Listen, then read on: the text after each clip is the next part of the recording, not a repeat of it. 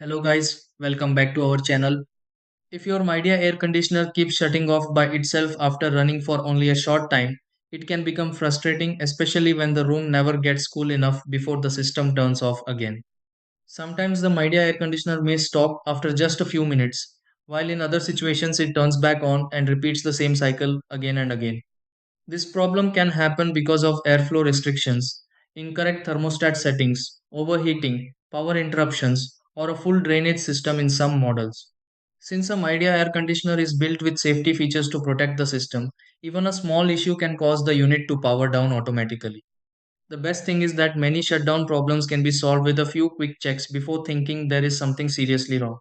In this video, I will show you step by step how to fix a Midea air conditioner that keeps shutting off. Try these.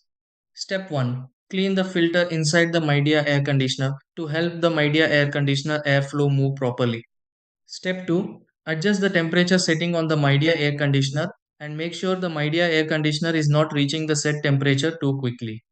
Step 3. Check whether the Midea air conditioner drainage area needs emptying. If the Midea air conditioner collects excess water.